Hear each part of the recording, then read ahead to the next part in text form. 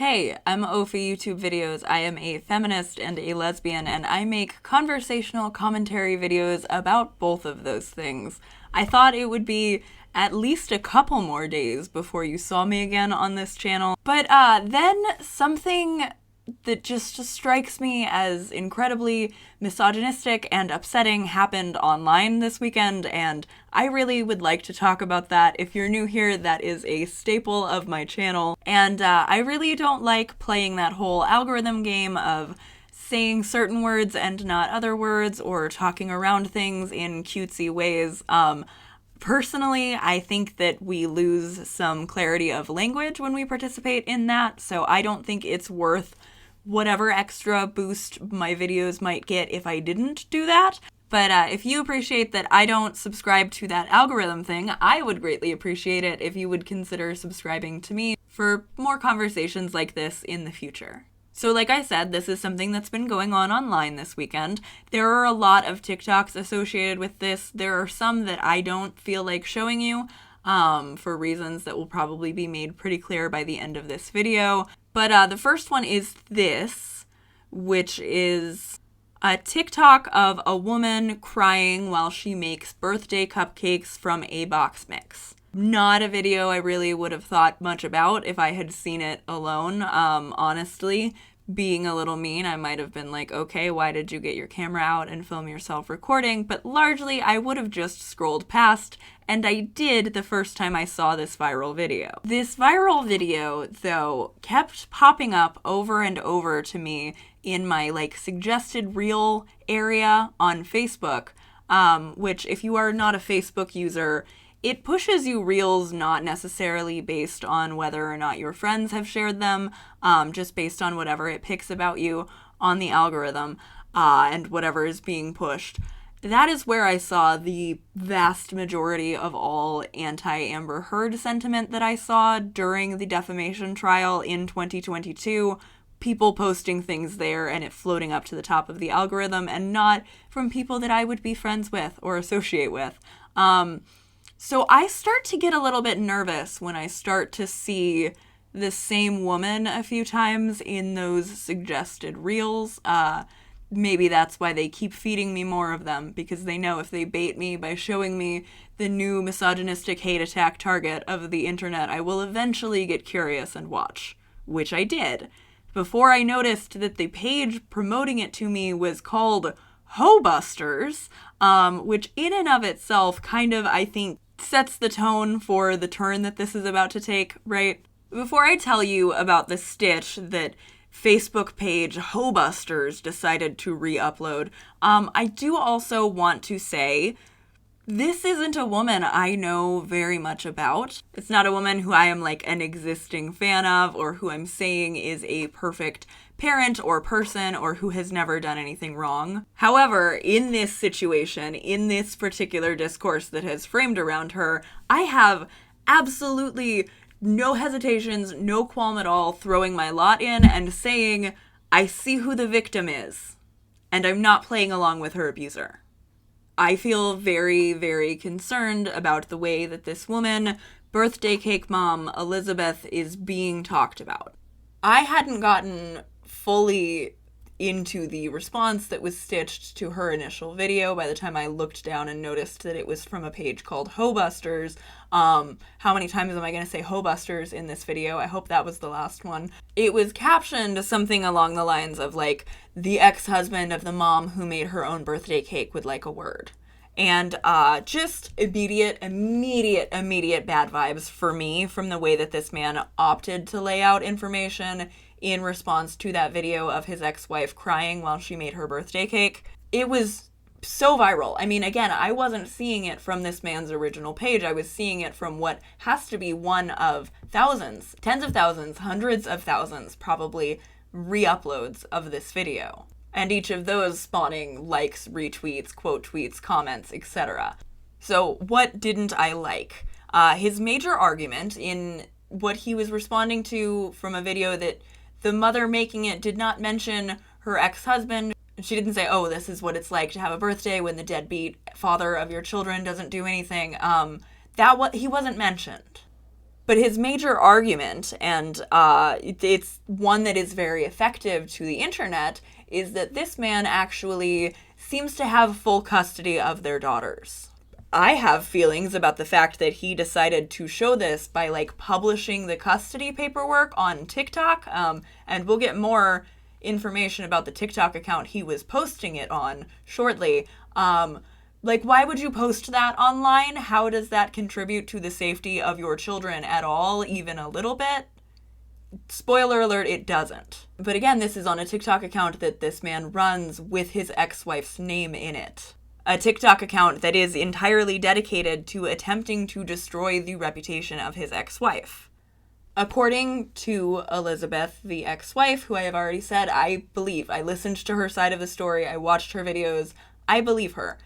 Elizabeth says that her former husband is a Scientologist. The website is, like, linked also to Scientology pages. And everything about this story that this man is telling, before I knew anything about the Scientology thing, which I didn't until I saw it on Twitter last night, I just knew that I immediately felt bad about whatever this information that was being presented was. Not in terms of, oh no, that makes me sad, but in terms of, oh, we're missing something. And that's how I tend to feel anytime I come across claims that seem like the wet dream of some slimy little men's rights activist. Claims that go like, well, birthday cake mom doesn't actually have custody of her children. We're going to come back to that one. Birthday cake mom lied about having cancer. This is an allegation that his several-page website explains but doesn't provide any proof of, and also that I don't think justifies what this man is doing to his ex-wife, even if it was true. I don't need to think that a woman has behaved perfectly or morally to not think that she should be domestically abused on a huge national scale. He also says, oh, look, she's been arrested and she owes child support, and he flashes paperwork for that too that says that she has to get a job and pay her child support and pay at her own expense for mental health support in order for any changes to be made to their current custody agreement. That is the custody agreement. As you may have noticed from the way I rolled my eyes earlier at how incompletely he is presenting this information, that is the custody agreement for the children that these two share together. She has another kid. She has another fucking kid, dude. That's why she posted about her birthday and her kids. Like, honestly, I don't even care. I wouldn't care. I wouldn't think that his response was justified or, like, morally righteous or something that should be supported, even if she was completely fucking lying and she didn't have another kid and she wasn't going to see her kids and she was just sad on her birthday and crying and making a TikTok about it for a little bit of validation and attention. I don't care. I don't care. I don't think that justifies any of this. But as far as the internet was concerned, at least initially, that's it. He won. And on the one hand, I'm not really here to hash out the details of a divorce that went on between two strangers. You know, that's pretty clearly not a staple of my channel. But I did see some people on Twitter talking a little bit more, like I said, about the context in which his, like, fact check was originally presented. Like I said before, people, like, whatever creepy little cretin runs the Hobusters Facebook page, picked it up from this aforementioned Scientologist from the entire TikTok account that he runs about his ex-wife. Her first name is in the title. It is entirely focused on her and on disparaging her reputation, her integrity, what anybody might ever possibly think of her. And it's not the only thing focused on her that he runs. Like I said, he's got an entire website which links to Scientology-based resources, which is a huge part of why this scares me so fucking bad. Not, like, because I think that this is a way that this man in particular is going to be converting people into Scientology, although I guess stranger things have happened, but, like, because the glee with which everybody who is not a Scientologist is buying into this and spreading this video of this woman without actual context for what this information about her that they are spreading is, or where it came from. It really feels to me like both a consequence of what we saw with the online smear campaign against Amber Heard during the Depp versus Heard harassment trial in 2022, and also like its own kind of warning shot, like that Depp versus Heard trial felt like to me and a lot of other feminists. Like, I just, every so often, have to have the internet serve me up this woman who will be brutally and obsessively harassed online in a way that will then be rewarded with praise and internet virality.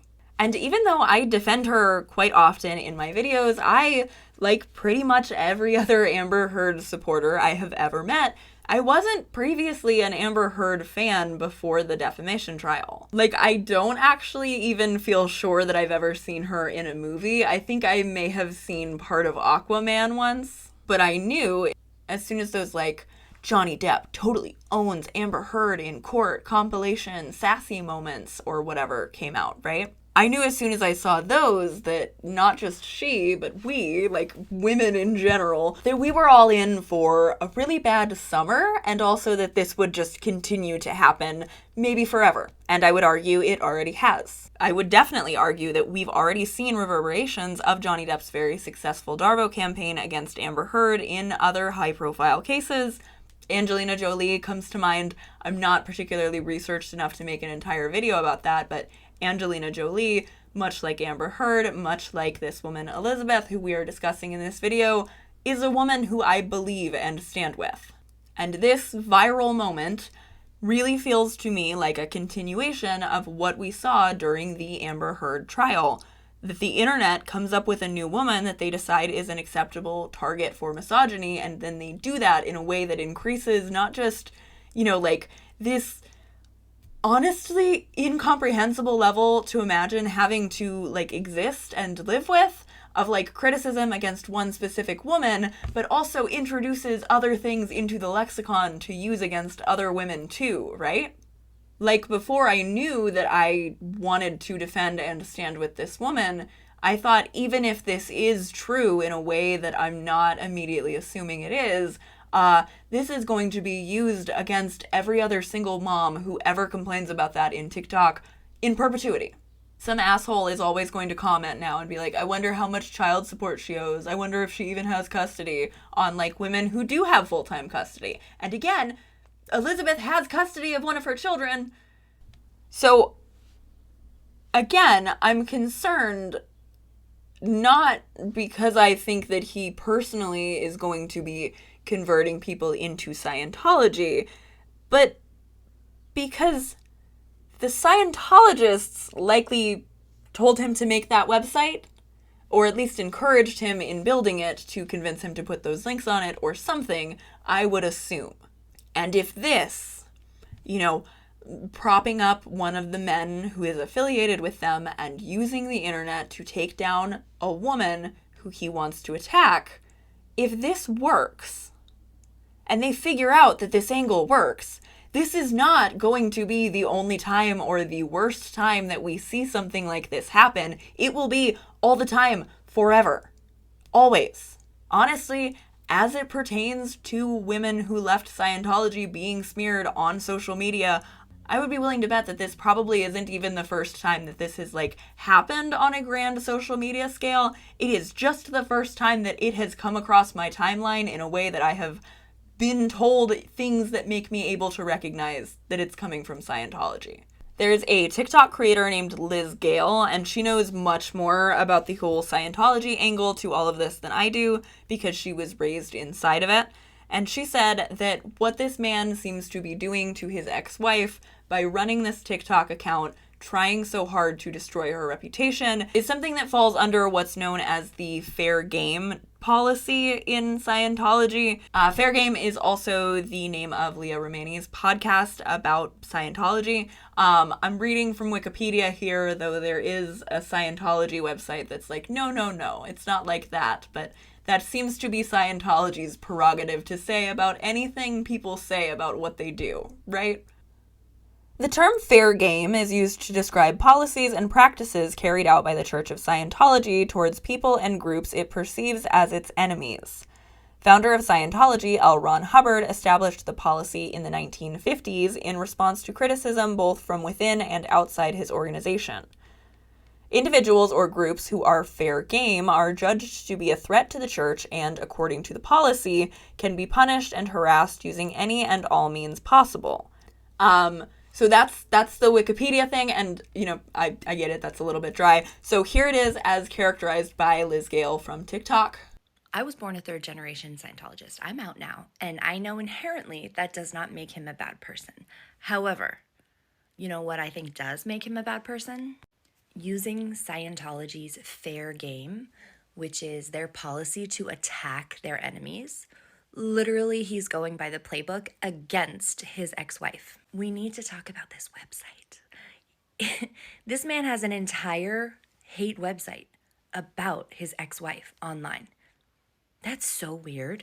I also found very interesting, Liz pointed out how much of the language that is used on the website, other than just the links to Scientology-based pages, but like the title of the website, the way that they use language, really comes across similarly to other talking points and websites made about other former Scientologists. And like, it is notoriously extremely, extremely hard to leave Scientology. This is one of the reasons why. This is one of the ways that they do that. You know how I know that reeks of Scientology?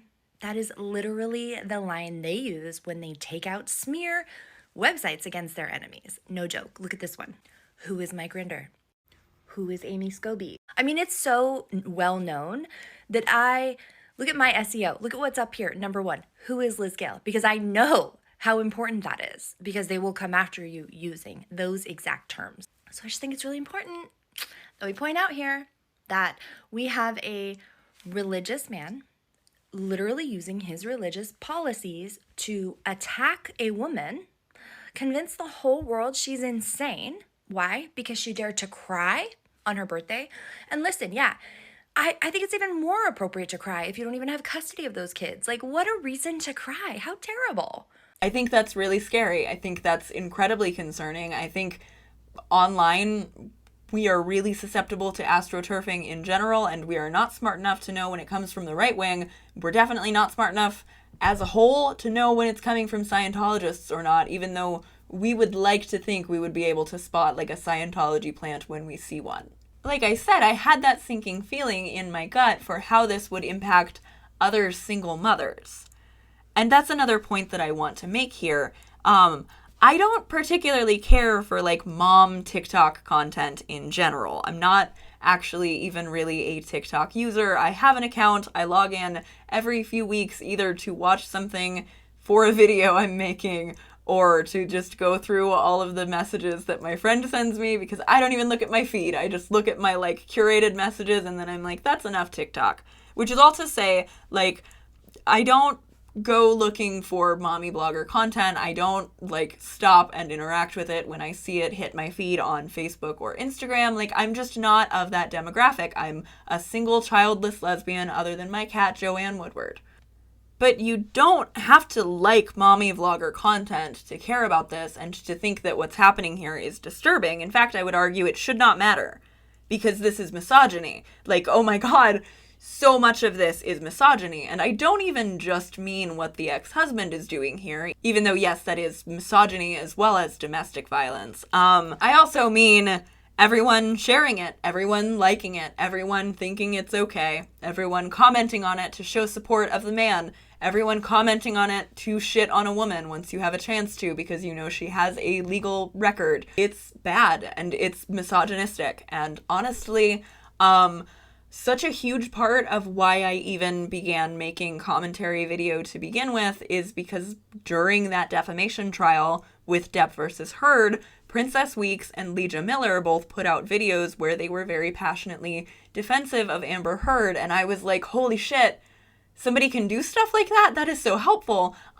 because the internet hates women so much. It hates women so much, and it was so excited for the opportunity to share what felt like a dunk, what felt like, oh fuck yes, finally this annoying blonde mommy blogger, somebody is finally telling this lady shut up. And they got so excited about that dunk that they re-perpetuated a harassment campaign against a battered woman.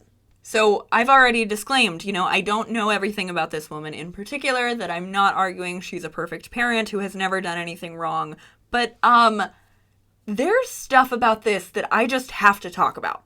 And I am going to defend her on this case specifically basis because her fucking ex-husband decided that somebody needs to.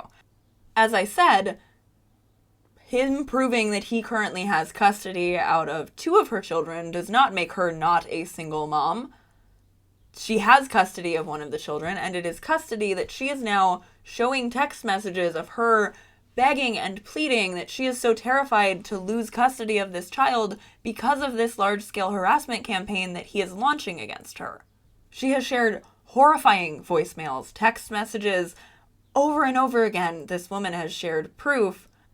And though I don't even really care that much about the fact that she had been arrested for check fraud, because it doesn't really, it's not a violent crime. She doesn't have any violent crimes in her background. I don't think that anything short of actual violence on a police record should be impacting how we look at things. But he knew that she had a mugshot he could direct people to, so he did, despite the fact that this man has domestic violence injunctions against him. Women have tried to take restraining orders out against this man, and these are things that he's now attempting to downplay on his TikTok account, made to defame his ex-wife, aren't such a big deal because the restraining orders weren't enforced upon further investigation, so therefore it's just not a big deal. The thing is, though, something that likely played in both here and in the divorce and custody proceedings is that, again, he's a man. Based on his ex-wife's characterization of him and confirmed by a friend of mine who looked this guy up using his NPI number, this guy is apparently a doctor. Elizabeth says that he owns some kind of practice, but apparently pays himself little enough on his actual paychecks for him to still be owed child support by Elizabeth, despite the fact that she does not have a job. Again, this is her characterization, and I believe her. I also believe the other TikTokers who have pointed out that if he's a doctor, why does he need child support? And if he knows enough to game the system in terms of making it so that his unemployed wife owes him money for child support, I wouldn't find it strange that he would have found ways to game the system in ways that would make those restraining order complaints go away.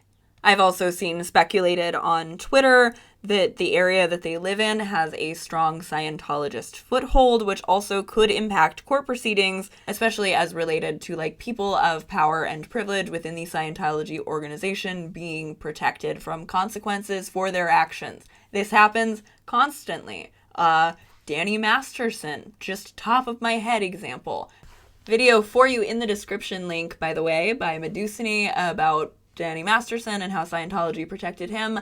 I think that's useful background here, and also, as I've already mentioned in my videos, I just really love Medusini. Anyway, my point here is that if you are convinced by this man saying on his TikTok account, named after the ex-wife he's harassing, that his previous domestic violence injunctions aren't relevant, I really can't help you here. But I can imagine that most people who initially sided with this man, whether to the extent of liking, retweeting, reposting, or even just watching it and kind of smiling and thinking to yourself fuck yeah, I love to see somebody get dunked on like this. I'm assuming most of them haven't looked far enough into this matter to still actively be taking his side. But a lot of them have, somehow. I saw somebody say, oh, I believed the wife, but she was asked to provide receipts that she can't provide. And I don't actually give a shit on that front, because her ex-husband is the one running a harassment campaign that she never asked for. She never asked to be asked 20 questions about her life and everything she has ever done wrong to justify to us whether or not we should feel empathy for her. And that's just not how it should work. She shouldn't have to provide evidence that she has been perfect in every single situation for the fact that she should have been allowed to post a somewhat cringe TikTok on her birthday looking for sympathy to have not resulted in this for her. I don't need this or any woman to be perfect or even a good person for me to say confidently that I don't think that they deserve to be harassed by the internet like this. either by her ex-husband or by the thousands of people following his TikTok account. Mama Tot, another Ophelia on the internet and a creator I really admire, though again, I don't super keep up closely just because I'm not on TikTok a lot, has been supportive of Elizabeth in her comment section and on the video that I watched where the Scientologist was like trying to hand wave the DV injunctions and claim that he wasn't a Scientologist. A lot of comments on that video were critical of him, and we're gonna get a bit more into other comments left on his video that I think are less useful. But I do think that Mama Tot did something really, really right here that I just want to point to. Mama Tot began by addressing the situation on a video on her own channel where she did not tag the abusive ex-husband. Instead, she put @Elizabeth, which isn't even actually directly tagging the account of the woman she was speaking about. She described the situation. I will play some clips from it here. Looking at his account, because the entire account is geared toward destroying the mother of his children's life. There is, in fact, not one video on there about talking about being a dad or loving life or any of those things. The entire account is geared towards destroying the mother of his children's life. It was almost like when he saw that viral video and saw the support on there that she had, it was almost like he thought, oh, I've got to go take that away. Let me see what I can do. And man, did he try. He sure did. He's getting a lot of support, okay? Yeah, I was... I'm going to say this, any person who's been in an abusive marriage or relationship sees right through that man, all right? Let me throw this out there because I've said this a whole lot of times. The true victim is always the one that is silent. The abuser is always the loudest. Who is the loudest right now? You guys don't have a clue what she's been through. I got a big damn feeling what she's been through. And how do I know? Because I went through the same damn thing. And the people judging this mom in the comments, shame on you as if you have nothing that you've never done that was a mistake of any kind. So y'all go on and choose that bear. But I'm smarter, and I know for a fact that this is exactly what that man wants, and I ain't giving it to him. So if anybody's wondering, I'm Team Elizabeth. I don't need to know anymore. I've seen enough and I've learned enough from the both of them. Again, if he was a good dad or a good person or a good man, he would continue having a healthy relationship with the children, for his children and mine. He would want babies and mom to be good. And that man don't. That man is holding power over her head bigger than I've ever seen. Look deeper into things. When somebody comes on this app trying to expose somebody, there's a reason for that. What does somebody get out of exposing somebody? The joy of watching others. I'm going to unfollow. Oh my God. Think about it. Think about it. That tapping is my bird Tootie underneath my sink. He's going to town. Open your eyes. Open your eyes. She offered support to Elizabeth directly in her comment section, and when she did comment on the ex-husband's TikTok, it's a very calm and kind of flattering, de-escalating comment. This is important. We're going to come back around to why.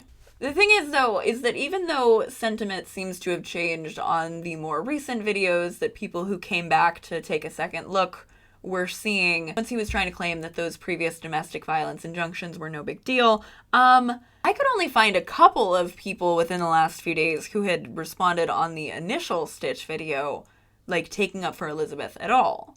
And I didn't see any that had been before it had gone viral enough for Mama Tot to comment on it.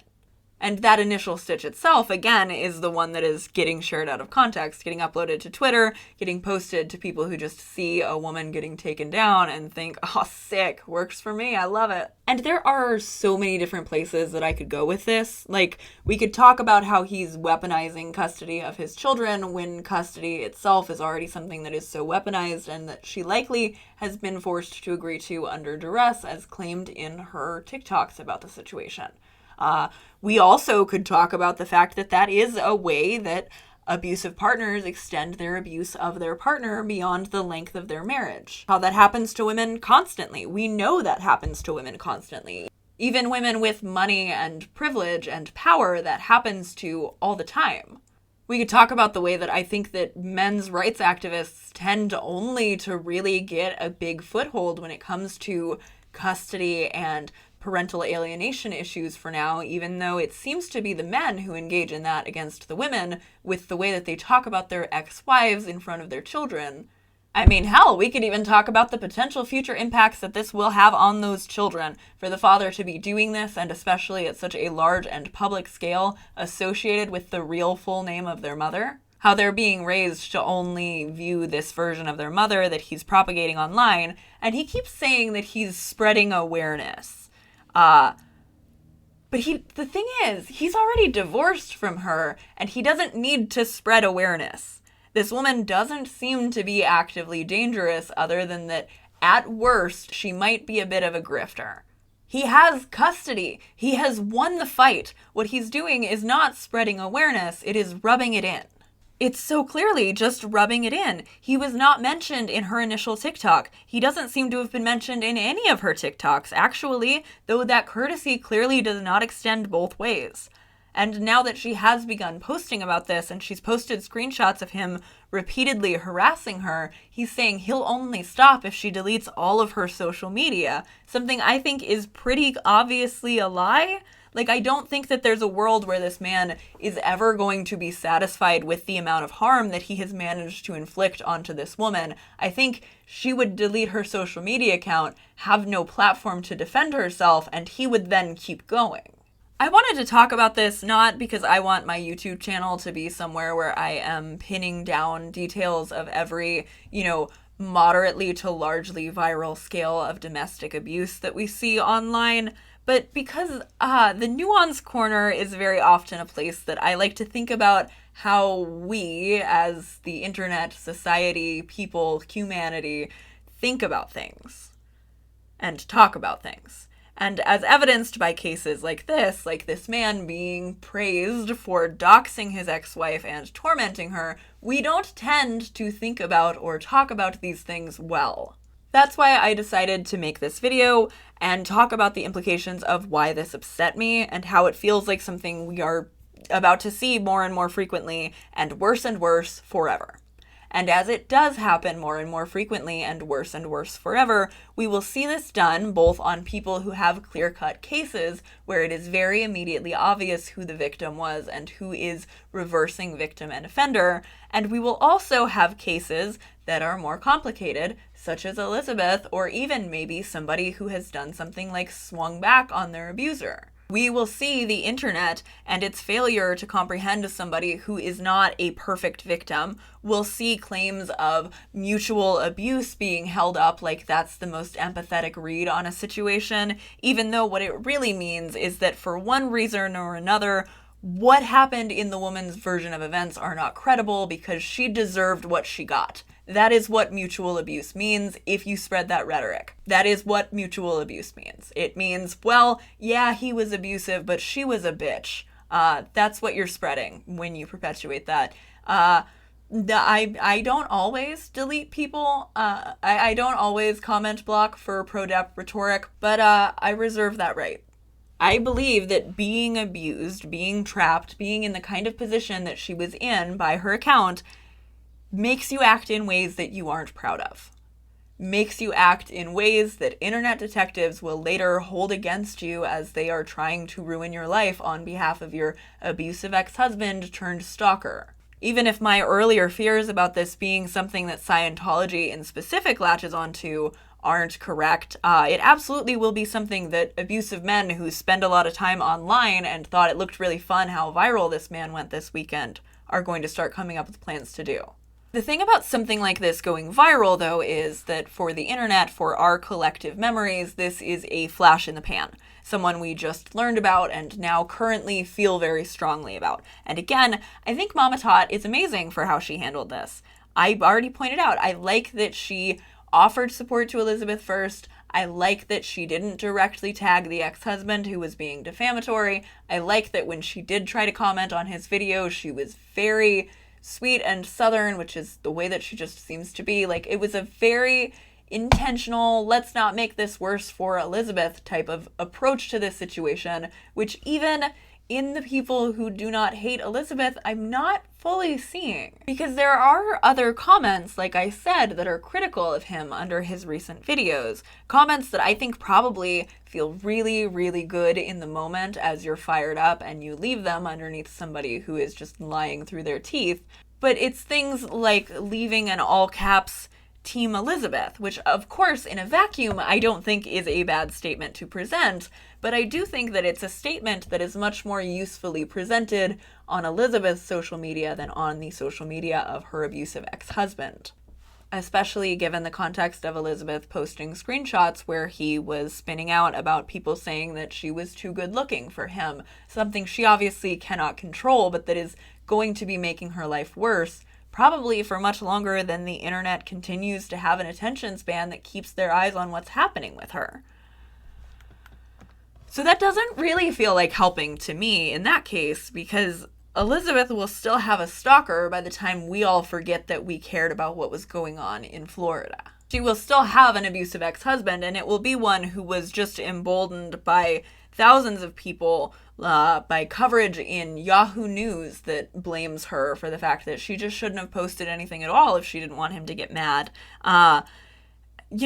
Everybody else who wasn't emboldening him came in and just kind of pokes the bear in the comment section and then can't actually do anything to help protect this woman from what we're doing when we do that. So I would caution here just as strongly as I'm cautioning to not in general take things that ask you to hate a woman at face value, that in situations like this where somebody's abuser is like known to us online, that we should probably try not to directly engage with somebody's harasser. Especially not when comments that are like nothing other than just saying, oh, team ex-wife, are actually pushing his videos further up into the algorithm for more people who may see them and not feel team ex-wife or feel validated into feeling that way by you just saying team Elizabeth.